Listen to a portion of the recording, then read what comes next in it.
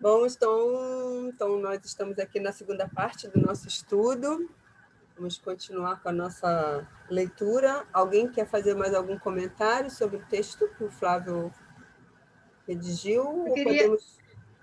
Pode falar, eu Janela. queria lembrar uma historinha que contam do Gandhi, em que ele estava visitando um determinado país, acho um local, e as pessoas mostram uma joia em algum lugar, numa vitrine, e fala se ele gostaria de ter.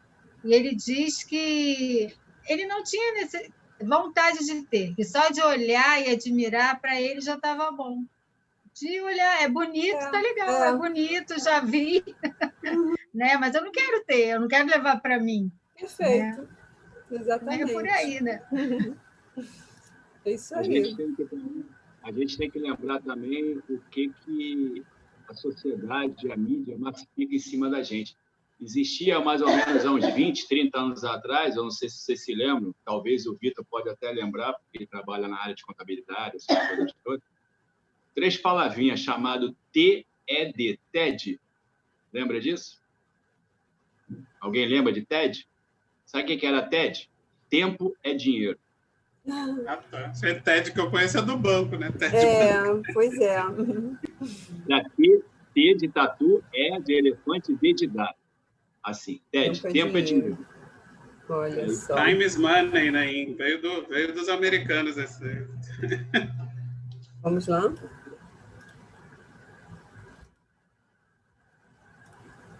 Larissa. Pedem-se a Deus absurdos estranhos.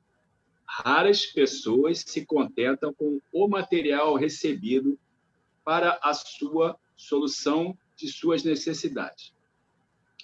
Raríssimas pedem apenas o pão de cada dia, como símbolo das aquisições indispensáveis. Isso aí é o que a gente vem conotando aqui, né? A gente vem falando aqui direto, né? Eu vou pedir para Deus pagar na loteria esportiva, para ter um carro do ano, uma casa de praia, né? Que o Vitor falou aí que ninguém mais está querendo casa de praia, de camping. Pelo contrário, a situação está até difícil, o pessoal está até se mudando para essas casas, vendendo o que tinha na cidade. E aí só pede esses absurdos estranhos. Até porque também são absurdos, porque não contemplam o que Deus, o que Jesus, no caso, né, nos ensinou, que é a simplicidade e a humildade. É o ter o necessário. E aí é um troço absurdo. Outro dia eu estava vendo, já tem um tempo, isso eu já falei aqui, eu vou só recapitular. O cara deve ser atualmente, hoje, o terceiro, quarto ou quinto mais rico do mundo, em coroa. Por aí. Ele não passa de 6, não. Está entre os 6. Aí perguntaram para ele quantas casas ele tinha. Ele falou assim, uma, a que eu moro. Ué, mas quando você viaja... Não, eu vou para um hotel e fico despreocupado. Pago um hotel lá, 5 estrelas, 10 estrelas, 600 estrelas, não interessa, porque ele tem dinheiro, tem condição de fazer isso. Mas ele só tem uma casa, a casa que ele mora. E é um dos caras mais ricos do mundo. Então, existe realmente, enquanto tem outros aí que a gente conhece, que tem casa em tal lugar, casa 3, 4, até aqui mesmo, na nossa família, assim que eu digo assim, né? Nos nossos meios de relacionamento, tem um cara que tem casa em Araruama, aí quer comprar casa em Iguaba, mora no Rio, aí tem que botar caseiro, tem que botar alguém para tomar conta, aí cria aquela dependência que a gente falou lá atrás, né? Aquela dependência que já foi colocada lá no segundo terceiro parágrafo. Começa a criar dependência, começa a criar dificuldade. E aquela simplicidade que está aqui já vai por espaço. E aqui ele diz, aqui, ó, raríssimas são as pessoas que apenas pedem o pão de cada dia como símbolo das aquisições indispensáveis. Aí a gente transporta isso tudo do nosso ícone, que é Chico Xavier, né? Que é o nosso espelho. Tá? Só tinha aquela casa dele simplesinha, aquela roupinha dele, aquele joguinho de panela dele, de ver aquele fogãozinho e tal, e era aquela simplicidade a qual vivia, desprendido de todos esses bens materiais, os quais nós e o capítulo coloca, né, o nosso apego a essas coisas, e a gente se transporta para ele, sendo ele realmente o nosso espelho. bem longe de refletir, mas o nosso espelho, né? Jesus não é o nosso guia, modelo? E o Chico, como a gente está muito longe de Jesus, mas infinitamente dentro de hoje, a gente, teoricamente, está mais perto de Chico. Até porque ele estava aqui em Uberaba, né? Pertinho. Uberaba para o Rio de Janeiro era perto, né? Então, a gente estava próximo a ele em distância e próximo a ele também em visualização de comportamento. Agora, chegar perto dele realmente é um troço assim absurdo, né? A gente está muito longe dele. Então, a gente chega perto... Eu faço assim para a Dulce aqui, eu vou chegando perto de alguém, né? Lá do grupo mesmo, eu olho assim do grupo, né? Do grupo, que eu digo é o grupo do Emmanuel. Aí eu vou me espelhando, né? Eu vou ver. Só que eu vou falar, isso é segredo, tá? Não vou dizer em quem eu me espelho, não, senão a pessoa pode, né? Caramba! Trabalhar no ego. Aí joga tudo para lá, né? Aí eu vou me espelhando. Mesmo assim, ainda estou longe, tá? Estou longe. Aí eu vou me espelhando, né? Até chegar, né? O degrau, vai chegando no degrau, vai subindo o degrau, até chegar no Chico, depois chegar no Divaldo, por aí afora, né? Que a gente conhece, né? Para chegar em Jesus, tem que passar por Madre Teresa, Irmã Dulce, isso aí é uma toma encarnação. Então, o que a gente quer falar nesse parágrafo é: raras são as pessoas que se contentam com o que têm. É o que a gente está colocando até agora. Graças a Deus, se nós olharmos para trás, nós melhoramos muito. Porque hoje a gente tem um entendimento e discernimento que não precisa ter isso.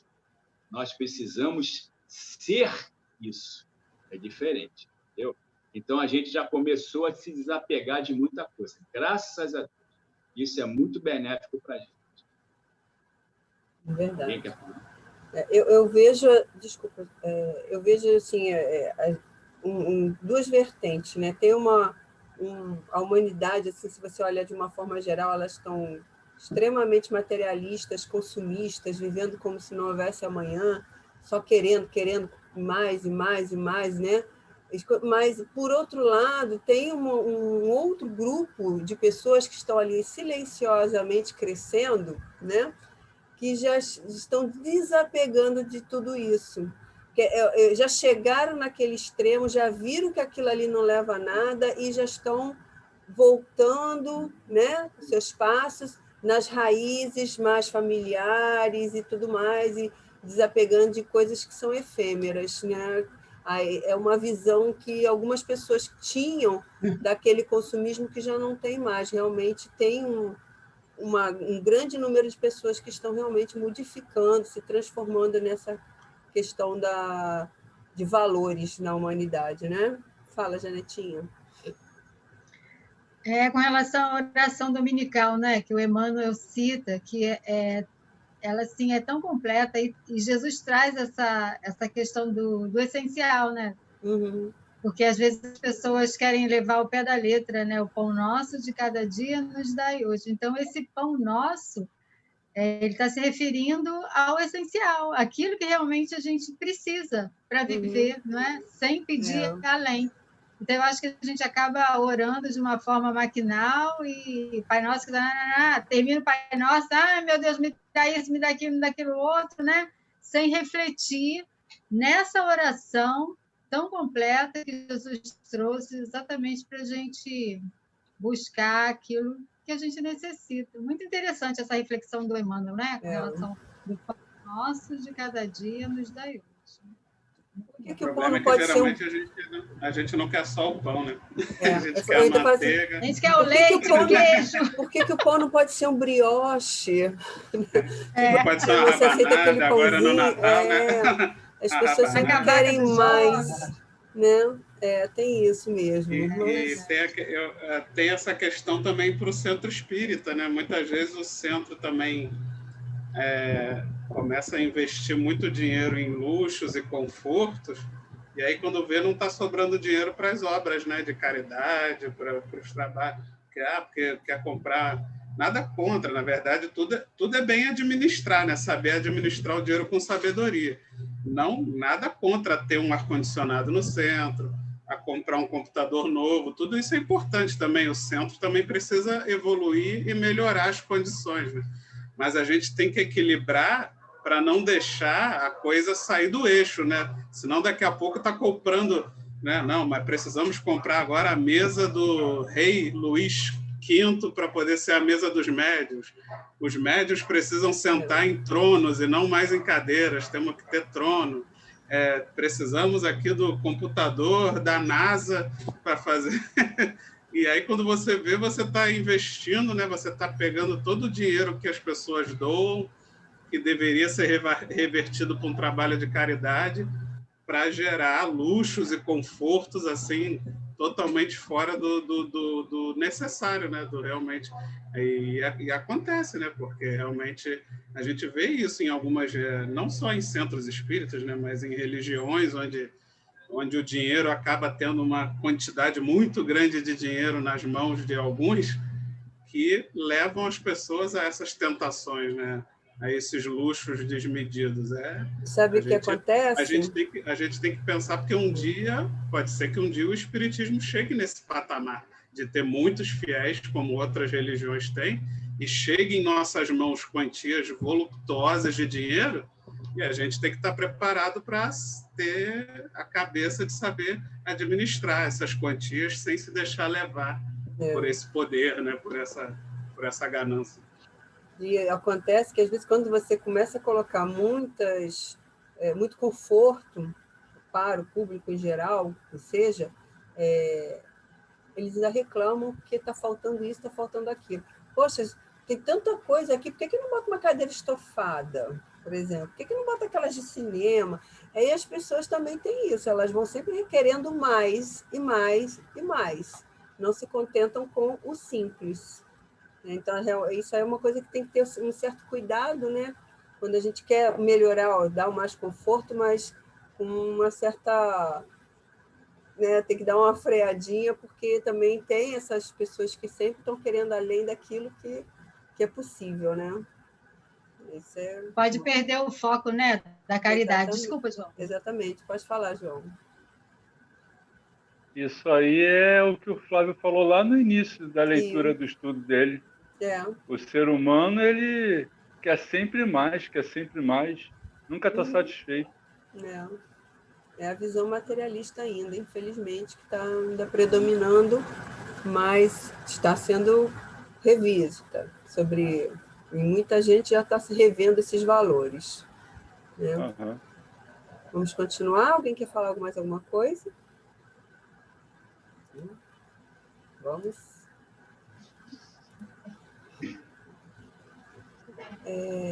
Isso aqui, né?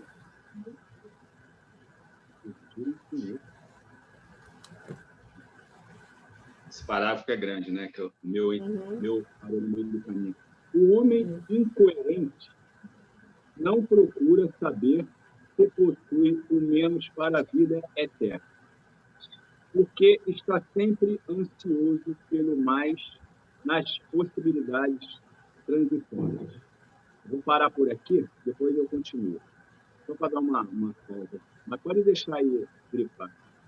O homem incoerente, ou seja, o cara que não tem coerência de nada, né? Uma pessoa totalmente alienada, espiritualmente principalmente, né? Porque a pessoa que é incoerente, não sei nem se ele acredita em alguém, ou o que ele comporta dentro do conhecimento dele depois da morte. Não procura saber se possui o menos para a vida eterna. Não sei nem se ele acredita nisso, né? Tem esse tipo de crença. Ou se eles acreditam de uma outra forma a qual a gente conhece. Porque está sempre ansioso pelo mais nas possibilidades transitórias. Ou seja, ele não consegue definir o que é a possibilidade definitiva. O transitório para ele é aquilo que ele vai achar que ganhou, perdeu, ganhou, e vai continuar sempre buscando algo mais. Tá? Vamos continuar agora. Geralmente, permanece absorvido pelos interesses perecíveis, ou seja, que estragam, né? São poucos duráveis. Insaciado, inquieto, sob o tormento angustioso da desmedida ambição. Na corrida louca para o imediatismo, esquece a oportunidade que lhe pertence, abandona o material que lhe foi concedido para a evolução própria e atira-se a aventuras de consequências imprevisíveis em face do seu futuro infinito. Se é que ele consegue entender o que é futuro infinito.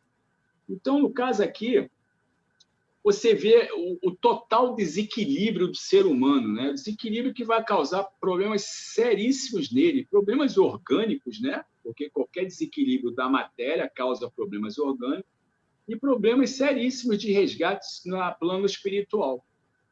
Ele fica uma pessoa totalmente assim, como quem diz, à mercê de toda uma situação que a Terra, né, no caso, no que o planeta, que a sociedade coloca para ele. Ou seja, ele, da mesma maneira que ele... Vai.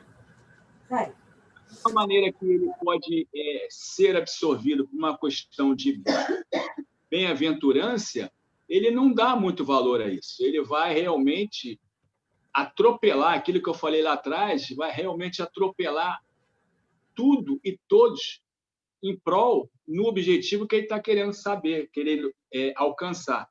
E aí ele fica inquieto, ele fica insaciado, né? E na mesma parte, o que acontece quando ele diz aqui, ó, abandona o material, no caso é o corpo, né? O nosso corpo, o material que lhe foi concedido para a evolução própria, e atira as aventuras de consequências imprevisíveis em face do seu futuro infinito. Ou seja, o corpo dele vai começar, aquilo que eu falei anteriormente, que é o desequilíbrio orgânico, vai começar a ressentir de algo mais. Ele vai começar a agredir esse corpo. E esse corpo, mais tarde, vai começar a reclamar, ou até de imediato, dependendo do tipo de agressão, vai começar a dar o feedback para ele, dizer, para com isso, você está fazendo a coisa errada, você está comprometendo. Vou botar um exemplo. No caso do álcool, você está comprometendo um fígado, está comprometendo um pâncreas. O pâncreas e o fígado vão reclamar disso. Eu estou falando assim de uma maneira bem clara, e os órgãos que são diretamente atingidos no caso, a bebida. Se for um cigarro, né? Se for um charuto, seria o pulmão, né? A parte de garganta, esôfago, essas coisas todas, até delinear um câncer, alguma coisa. O corpo vai ser agredido. Só que esse corpo, né, como ele diz aqui, é a matéria da sua evolução. Deus consentiu essa matéria para evoluir, para progredir. E ele vai agredir essa matéria. E essa matéria vai reclamar. E aí, quando reclama, o perispírito dele também se contamina. E quando o perispírito se contamina e ele se desencarna, o que acontece? Ele vai com todas essas sequelas dentro, ligada ao perispírito, como a gente já escutou. E amanhã, né, isso foi até interessante, foi até uma palestra lá no André Luiz, o qual frequentava, de uma médica que é espírita, né? Ela dando uma palestra, e ela falou assim, vocês lembram daquele filme Ghost, que a menina fazia um vaso de barro, e o Patrick Swayze chegou por trás dele, a Demi Moore, né, aquela parte bem romântica e tudo, você via que quando ele chegou perto dela, foi brincar com ela, não sei o que, o vaso se deformou. Né? Aí depois ele saiu de perto, ele foi e fez um vaso dele. Ou seja, o que ela quis dizer é o seguinte, essa agressividade ao perispírito vai deformar o vaso. Eu nunca mais me esqueci dessa palestra e desse exemplo. Vai deformar o vaso. Quando você reencarnar, você vai botar uma matéria em cima desse vaso que está deformado, através das mazelas, dos vícios e do corpo a qual você não cultivou, que o corpo que é para a sua evolução. Então, você, se fuma, isso aí é de uma maneira geral, tá? Não é pau, pedra é pedra, mas, teoricamente, de uma maneira mais abrangente, se você fumou, era um fumante inveterado, você virá com problemas respiratórios. E aí é o vaso, de repente, é o pulmão, e o pulmão está debilitado. Seria o vaso deformado e vem a capa, que é a matéria, em cima do corpo, né? Mas o pulmão, que é o vaso, ficou deformado. Aí você vem com problema de pulmão, né? Se você bebeu, você vem com problema de fígado. Isso eu estou falando de uma maneira geral. Então, o que a gente tem que entender é o seguinte, que o corpo foi feito para a nossa evolução e nosso cuidado. É imprescindível nós cuidarmos dele, através dos hábitos, né? que não agridem, seja hábitos alimentares, comportamentais, né? Ou seja, não levar o vício para ele, porque é esse corpo que vai ser deixado aqui, mas o vaso, entre aspas, né, o perispírito e o espírito vão prosseguir a sua caminhada, como ele fala aqui, no seu futuro infinito. Então, o que acontece? Como essas pessoas que estão aqui na primeira linha, aqui nas primeiras linhas, são insaciado, inquieto, no tormento angustioso da desmedida ambição, eles estarão, com certeza, com os vasos deformados. E aí você vê, quando a pessoa reencarna, você vê o espírito, né?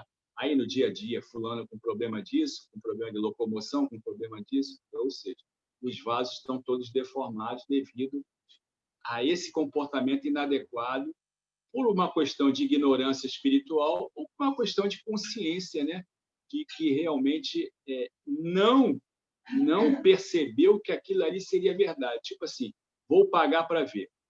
E aí, quando você paga para ver e tem consciência, como a gente tem, o resgate é mais doloroso, porque a gente tem consciência e cada um, né, segundo as suas obras. Ou seja, tudo que a gente conhece, tudo que a gente não pode dizer que a gente não conhece, que a gente não sabia, porque a gente sabe e a gente conhece.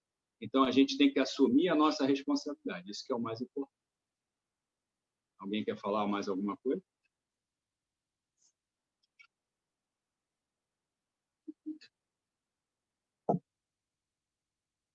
Ninguém? Vamos continuar, então.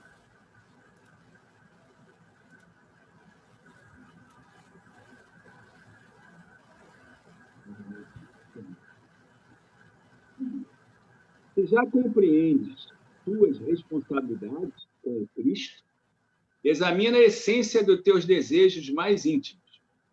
Lembra-te de que Paulo de Tarso, o apóstolo chamado por Jesus para a disseminação da verdade divina entre os homens, foi obrigado a aprender a contentar-se com o que possuía, penetrando o caminho das disciplinas acertas.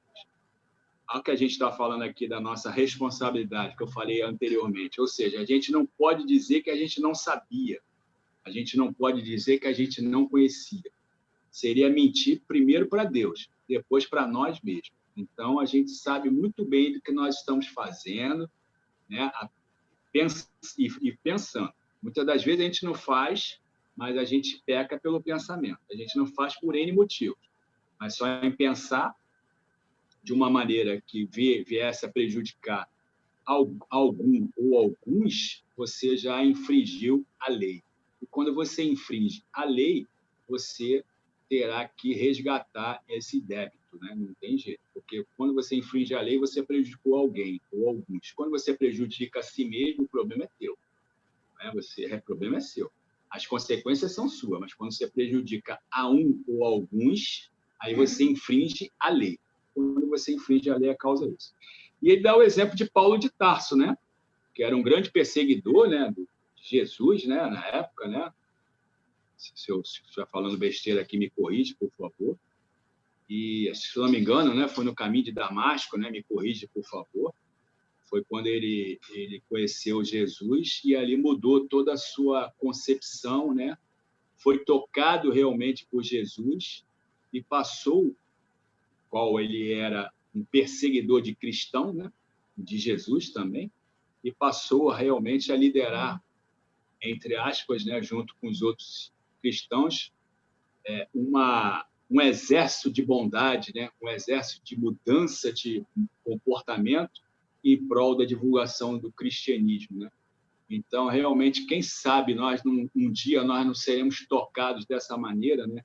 Apesar que o toque é gradativo, né? A gente já está sendo tocado, né? Porque a gente tem o espiritismo que faz com que a gente consiga entender muito mais do que teoricamente e respeitando as outras religiões, porque o entendimento nosso é maior através das comunicações, através dos estudos, da literatura, né?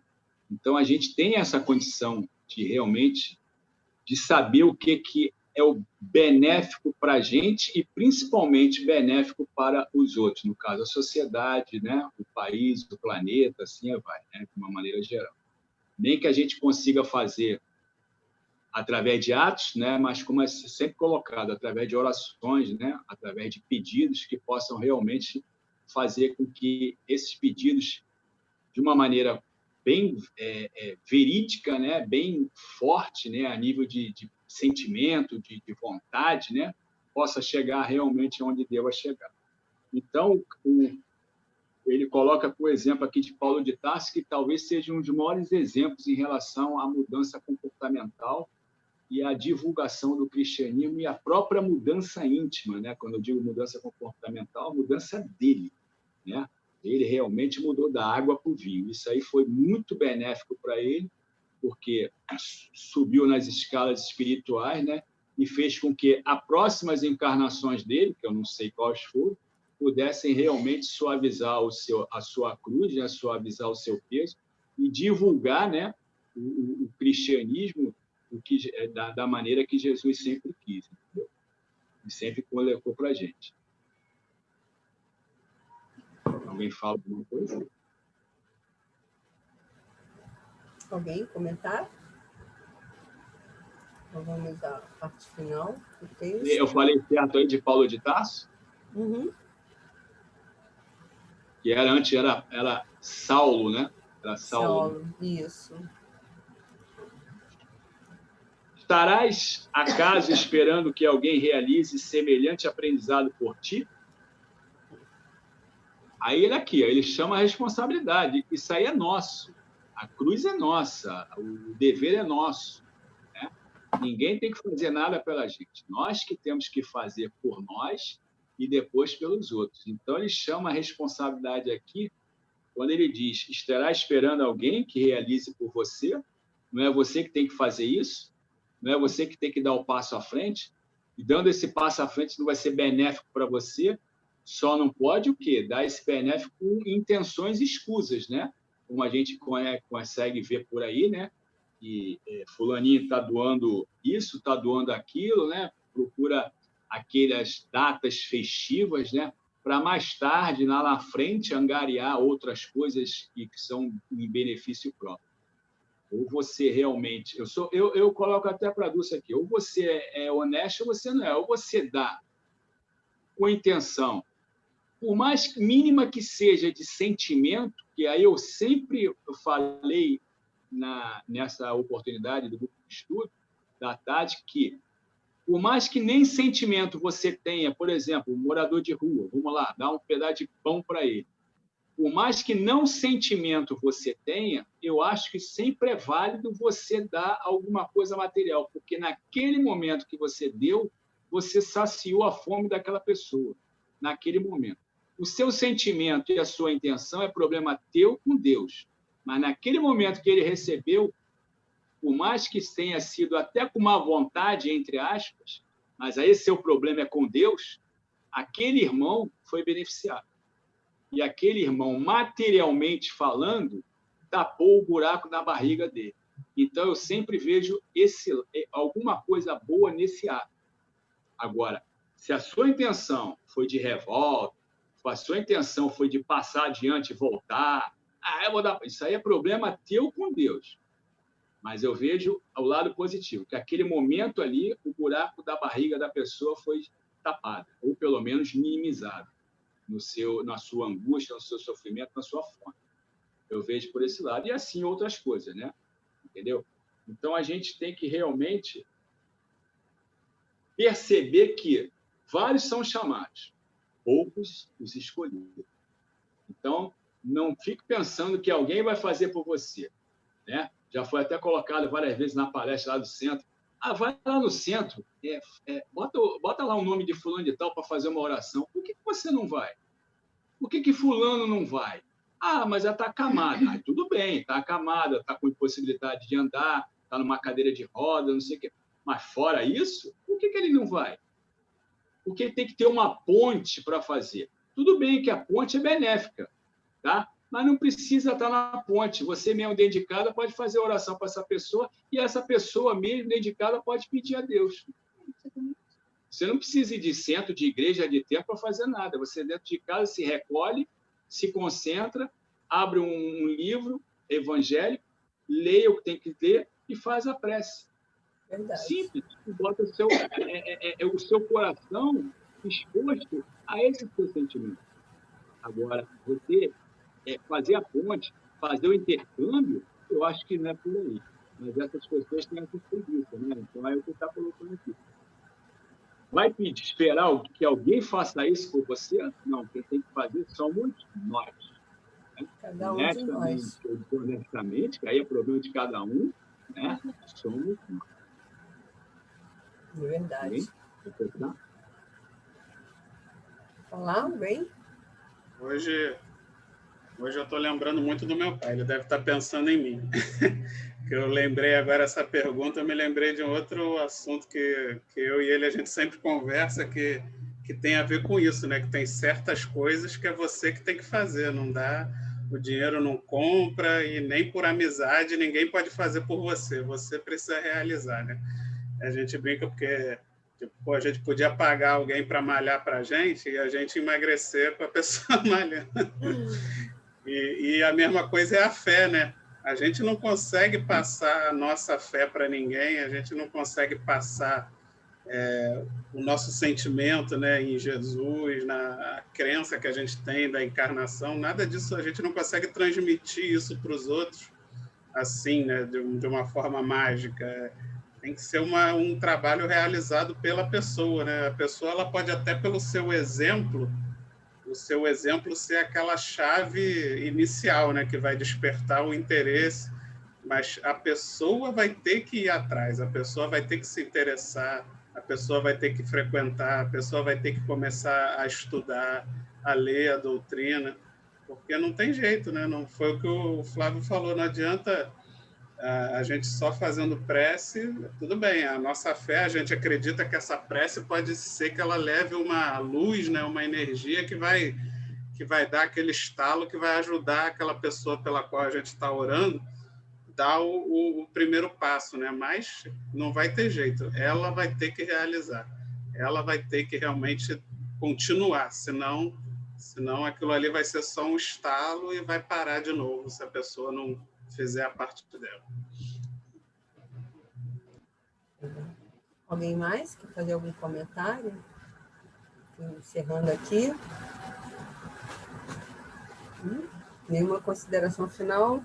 Então, nós podemos encerrar por hoje? Certo? Alguém fala alguma coisa? Janete, não? Bom, gente, então vamos, né, encerrar o estudo com a nossa prece, que sou eu que farei, claro. Então, vamos agradecer a Deus, a Jesus e a toda a falange espiritual que nos acompanha nesse estudo, que está aqui sempre cuidando de nós, nos protegendo, nos inspirando. Muito agradecidos estamos por isso. E que possamos, na próxima semana, dar continuidade nesse nosso estudo. Que possa também chegar aos corações daqueles que aqui ouvem essa palestra que nós damos. Que o importante é atingir os corações, não é? Chegar cada vez mais e mais pessoas para o entendimento da doutrina que já está aí há algum tempo, para o nosso conhecimento, nosso desenvolvimento. E assim, Deus, pedimos a permissão para encerrar o estudo da noite de hoje, dizendo todos juntos, graças a Deus.